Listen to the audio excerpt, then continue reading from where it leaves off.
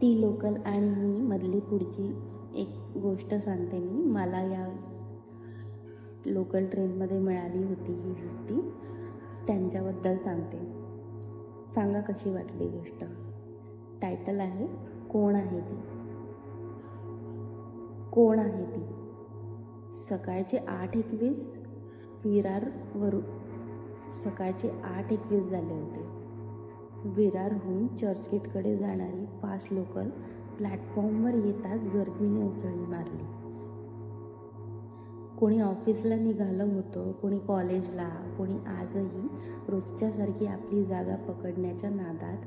त्या सगळ्यांच्या मध्ये ती होती रेशीम साडी नेसलेली, डोळ्यात काळजी वाचणारी, पण चेहऱ्यावर एक घट्ट हास्य लावलेली.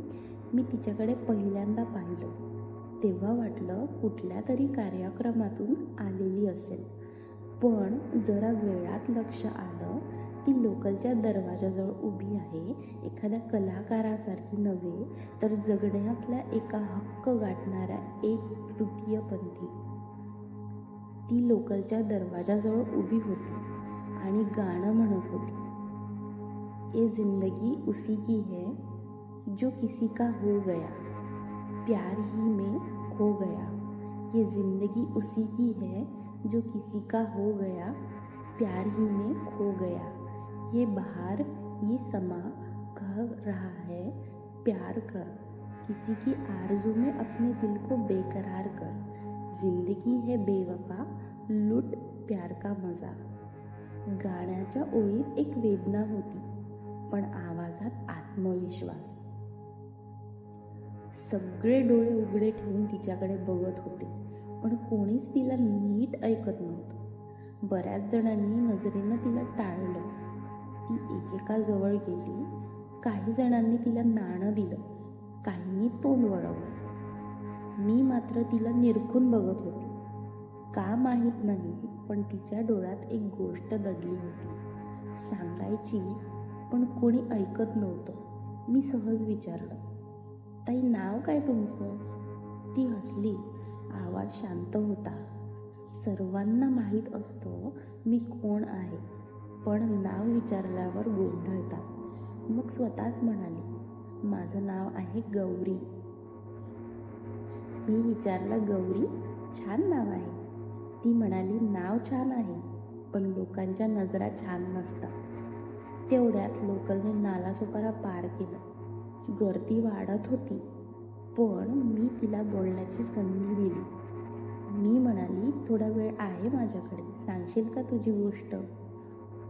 गौरी बसली आणि तिचा आवाज थोडा खोल गेला. मी पूर्वी तो होतो. जन्म दिला आई बाबांनी, पण जन्म घेतल्यापासून ते मला लपवत होते. नाव दिलं अमित.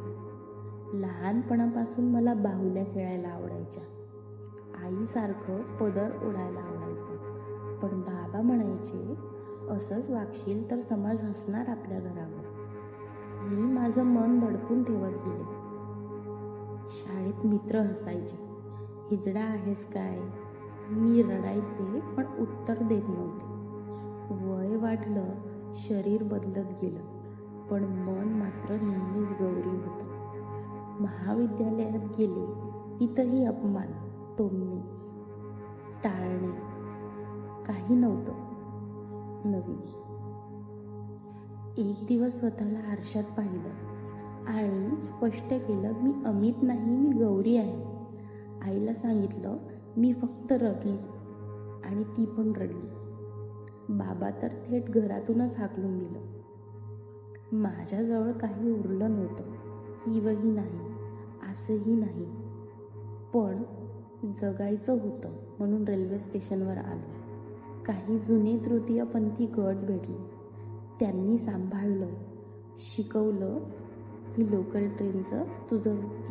ट्रेनच तुझी व्यासपीठ आहे. इथं तू जिथं जाशील तिथं तुला शोध सापडेल.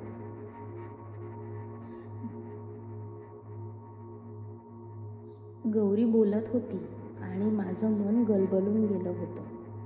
ती पुढे म्हणाली, कधी गाणी गाते, कधी लोकांचं भविष्य सांगते, कधी एखादी थकलेली बाई दिसली तर तिला पाण्याची बाटली देते. लोक म्हणतात हिजडा आहे, दूर राहा. पण मी कुणाचं वाईट केलं नाही. मीही फक्त माणूसच आहे ना. एक दिवस एक मुलगी भेटली चर्चगेट स्टेशनला. उतरताना कॉलेजमधली मुलगी मला धडकल्यासारखी झाली.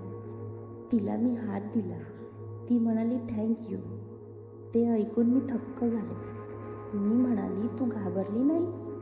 ती म्हणाली मी का घाबरू? तुम्हीही एखाद्याची आई, बहीण किंवा मुलगीच आहेत ना. त्या दिवशी मी खूप रडली. कोणी पहिल्यांदाच मला माणूस म्हणून पाहिलं होतं. माझं एक स्वप्न आहे, मला एक छोटी संस्था सुरू करायची, जिथे माझ्यासारख्या लोकांना शिक्षण, काम, आत्मविश्वास मिळेल. मी रोज थोडे पैसे बाजूला ठेवते. कधीतरी होईल माझं घर, माझं एक छोटं जोड. लोकल दादरला आली होती. गौरीने साडीचा पदर नीट केला. पुन्हा एकदा हास्य लावलं चेहऱ्यावर आणि म्हणाली, पुढचं स्टेशन महालक्ष्मी, तिथं उतरणार आहे. पण तुमच्या मनात एक आठवण सोडून चालली. मी उठली आणि काही शब्द मागे टाकून गेली आणि तीही उठली. समाज काहीही म्हणू, पण स्वतःला ओळखणं हाच खरा प्रवास असतो. त्या दिवशी मी लोकलमध्ये फक्त एक प्रवास केला नव्हता, मी एक आयुष्य पाहिलं होतं. गौरीसारख्या कितीतरी रोज लोकलमध्ये गोंगाटात हरवलेले लोक असतात, आपलं दुःख, आपली स्वप्न, आपल्या जखमा घेऊन.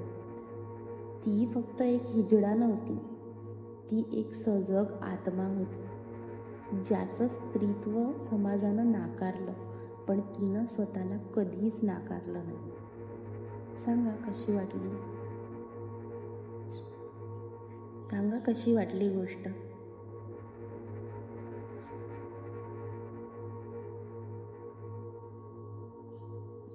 जर कधी लोकल ट्रेनमध्ये एखादी गौरी दिसली तर थोडा वेळ थांबा, तिच्याकडे माणूस म्हणून पहा. कदाचित त्याच काही क्षणात एक आयुष्य उलगडताना पाहायला मिळेल, जे खूप सुंदर, खूप वेदनादायी, पण खूप खरं असेल.